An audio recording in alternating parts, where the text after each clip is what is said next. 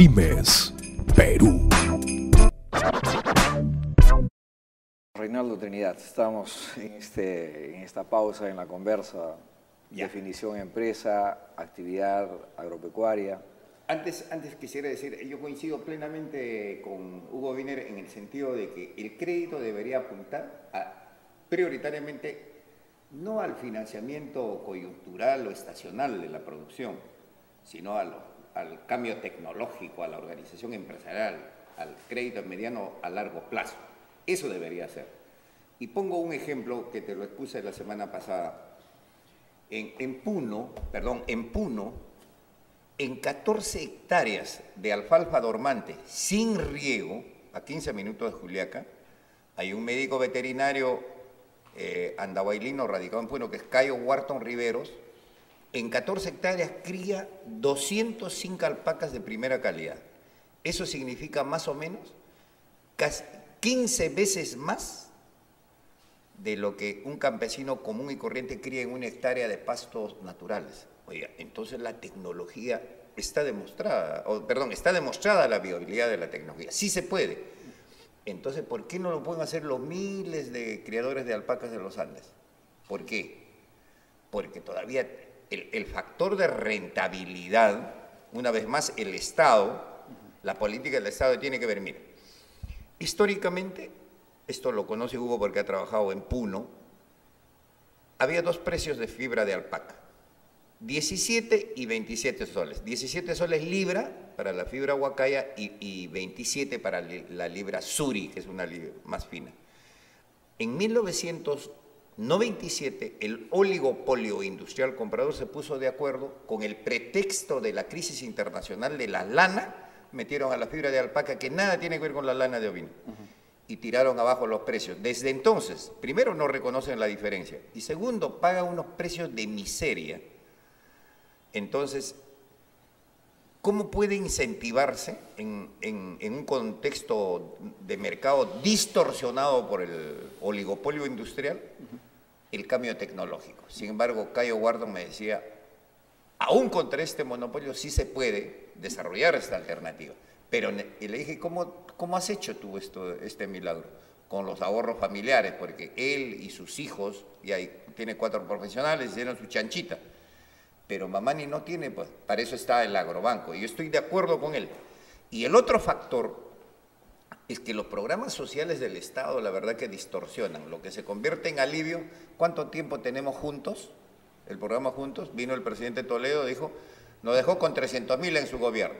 Alan García lo subió a más de 600.000, y Ollanta se va a 850.000.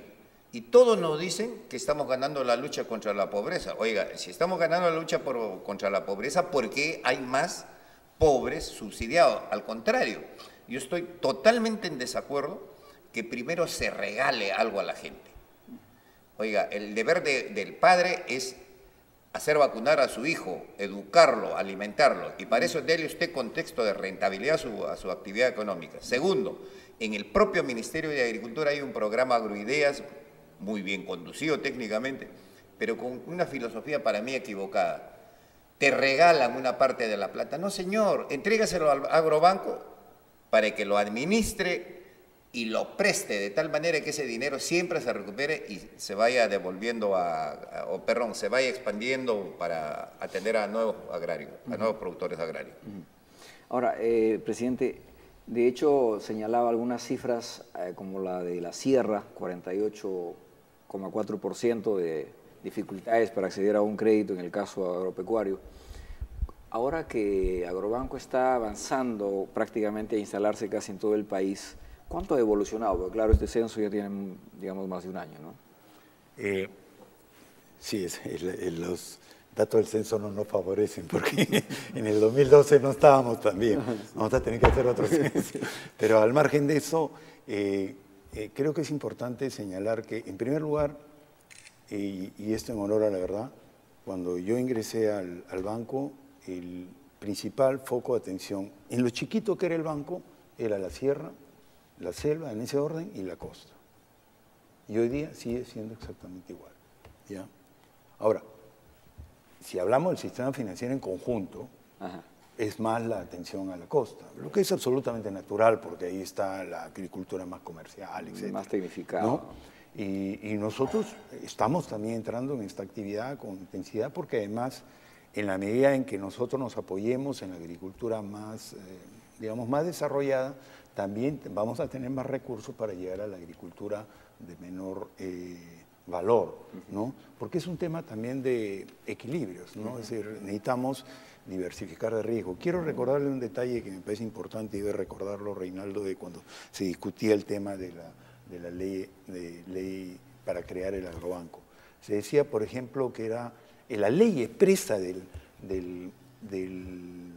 la ley de bancos, expresamente señalaba de que no debería haber un banco sectorial, porque es un problema de riesgos.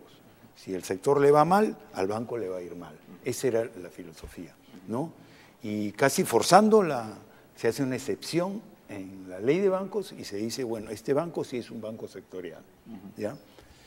Es sectorial con algo de amplitud, admitámoslo, porque va desde lo agrario, o sea, el cultivo, hasta la transformación. Hasta la transformación, incluye acuicultura y deja algunos tipos de espacios, como puede ser todas las actividades complementarias, ¿no es cierto?, que ayuden al desarrollo de la cadena. Y así estamos trabajando nosotros. Pero ¿a dónde quería ir? Quería ir que si tenemos un banco sectorial, ¿cómo podemos manejar el riesgo sectorial? La forma como podemos hacerlo en nuestro concepto es, uno, estando en todo el país. O sea, porque si ocurren problemas en un lugar, no necesariamente ocurren en el otro, ¿no? Dos, estando en todos los productos posibles. Cuando yo entré al banco, el 53% de las colocaciones eran café. Hoy día, después de la crisis, son 24%. ¿no? Ahora, hablando... Permítame, sí. y el tercer tema es los productores a lo largo de la cadena y distintos tamaños de productores, porque eso genera que haya un equilibrio para el banco en términos de, si a uno le va mal, siempre hay la posibilidad de que a los otros no les vaya mal. Y entonces eso genera compensaciones. Nosotros tenemos una política muy activa de acompañar a los productores, por ejemplo, cuando tienen dificultades, porque las hay. Este año, por ejemplo, vamos a tener fenómeno del Niño, algún impacto va a tener eso. Ya los bancos no quieren prestar a nadie, los bancos comerciales. Entonces, ¿qué hacemos como agrobanco? Nos salimos y decimos, no, hay fenómeno del Niño. ¿Nos vamos? No puede ser. Tenemos que estar y tenemos que controlar, pero tenemos que controlar los riesgos. Ajá. Yo quería ahí dejar un tema, presidente Reinaldo. Este tema justamente se mencionaba el café.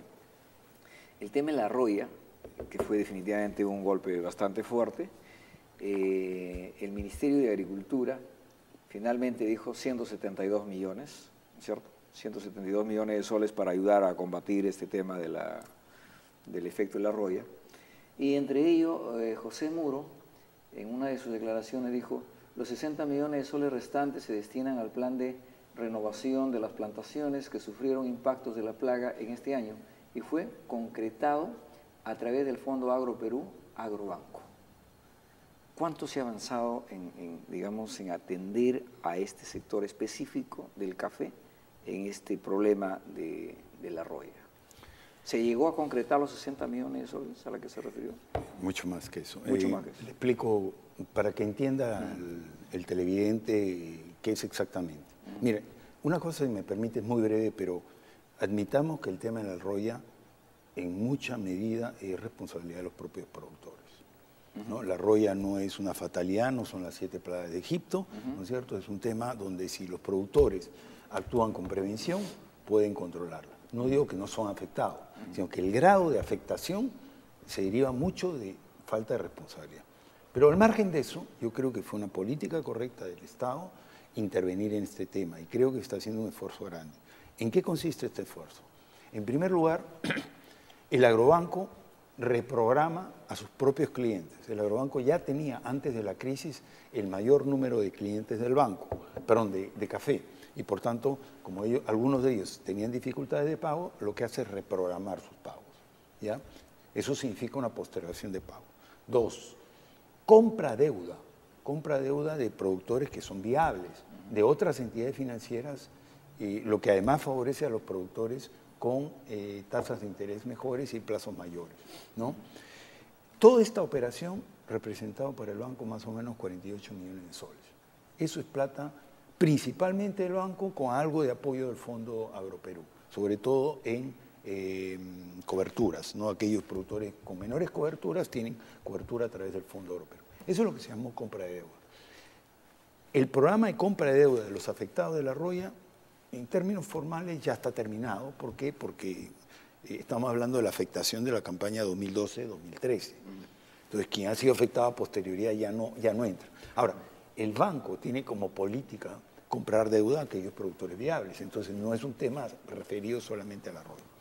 Otra cosa es el programa de renovación de cafetales. El programa de renovación de cafetales se inicia esta campaña 2012-2013, ¿no?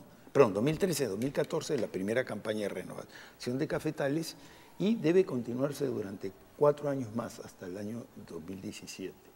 Y la idea es concluir con 80.000 hectáreas renovadas, que es lo que se estima que ha sido severamente dañado por la Roya, y que además son plantaciones viejas. ¿Cuánto significa en dinero? Eso significa en dinero más o menos, si no recuerdo mal, 760 millones de soles. ¿Ya? Pero permítame terminar con esta idea. Obviamente eso es a lo largo de todo el periodo, ¿no es cierto? Cuando comenzamos esta campaña 2013-2014, obviamente comenzamos en un momento en que suponíamos que la gente no había preparado plantones para trasplantar, ¿ya? Y entonces se calculó originalmente que para esta primera campaña, que era una campaña inicial, se iban a requerir 60 millones de soles. En este momento estamos en 120 millones de soles. ¿Y qué ha pasado? Yo creo que hay 2 temas ahí. Una, probablemente hemos subestimado la capacidad de la gente, o sea, la gente tenía mucho más viveros de lo que creíamos que tenía, ¿no? Eso es bueno, pero bueno, ocurre porque así es, ¿no? Lo segundo, también hay un tema de actitud de la gente. Y permítame un minuto para esto. ¿Qué digo con actitud? La gente siempre desconfía del Estado, y como desconfía del Estado, también desconfía del banco. Y entonces cree que si no saca el crédito hoy, ya no se lo van a dar mañana. Entonces todo el mundo va y se aglomera en el banco y quiere que el crédito se lo den hoy día. Entonces ha habido una sobredemanda innecesaria, porque la idea era repartir esa demanda en el tiempo.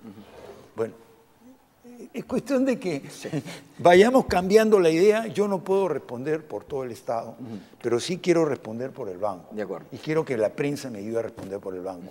El banco ha honrado, tiene un compromiso, va a honrar su palabra, y el banco, como suelo decirlo cuando inauguro locales, llegó para quedarse. No es un proyecto, no es temporal, es permanente, al margen de que yo esté o no esté. Eso es muy interesante. Bueno, para ir en esta parte ya final, de hecho nosotros hemos estado en el BRAI, en Pichanaki, en todos estos campos, en pleno momento de la Roya. En fin, importante la información. Pero finalmente, Reinaldo, presidente, importante de conocer el grado de morosidad. Segundo, ¿sigue el proyecto de convertir el banco, agrobanco, un mixto, público-privado, o el proyecto ha tenido un viraje?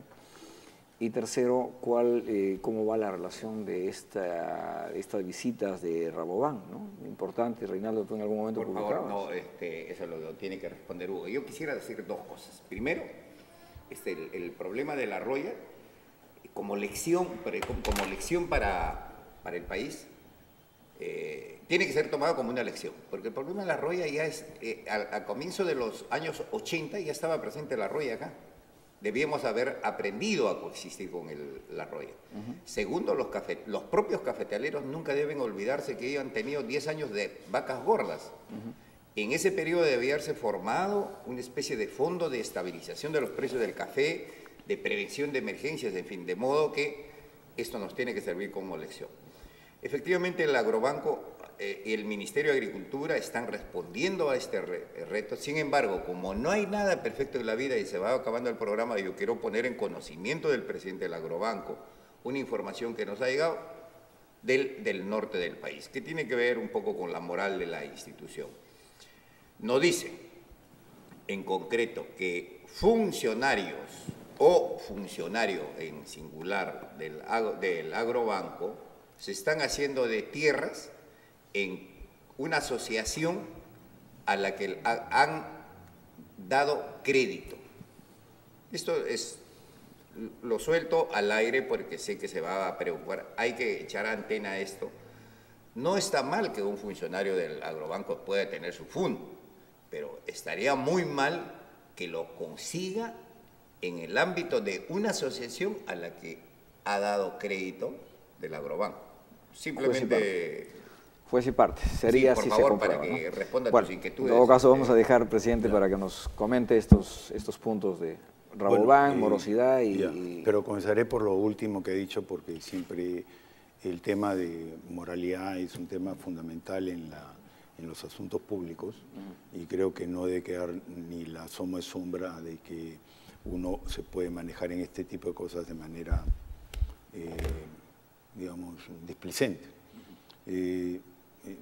Yo recibo muchas informaciones todo el tiempo, sospecho de qué es lo que me está refiriendo Reinaldo, pero lo que yo puedo decir en este momento es, estoy atento a lo que diga la prensa y a las denuncias documentadas que haga la prensa, ¿no? Y ahí donde hayan irregularidades o abuso de la posición en la que tiene cualquier funcionario del banco, no dude en que nosotros vamos a actuar. La mejor evidencia de eso, y creo que Reinaldo la conoce, es que en el caso más paradigmático de fraude contra el banco, que es un fraude con cañeros en Trujillo, hasta hoy nosotros estamos desarrollando una demanda penal larguísima, porque el Poder Judicial en este país no nos acompaña en ese esfuerzo. Además sigue en huelga. Pero, además de la huelga ahora, pero que lo que trato de decir es, ese es el mensaje. Quien haga fraude, quien haga trampa, lo vamos a perseguir hasta donde sea necesario. Obviamente, siempre yo presumo la inocencia de las personas. Claro. Espero que cualquier denuncia venga documentada, ¿no? Pero caiga quien caiga, a ese hay que denunciar. Ahora, sobre la pregunta que creo que es de fondo, uno, yo creo que los datos, y esto no es dato nuestro, es un dato corroborado por la Superintendencia de Banca y Seguros, indica de que nuestro nivel de morosidad es un nivel históricamente bajísimo. Estamos moviéndonos entre 1.6 y 1.8, o sea, no llegamos a 2%. Y esto comparado con lo que ha sido la tradición, incluso comparado con las microfinanzas, evidencia que estamos haciendo un trabajo sumamente responsable. Nosotros vamos a hacer todo el esfuerzo porque nos mantengamos en esos niveles. Esa es una de las condiciones más importantes para que podamos trasladarle a los productores, al final, mejores tasas de interés y mejores condiciones.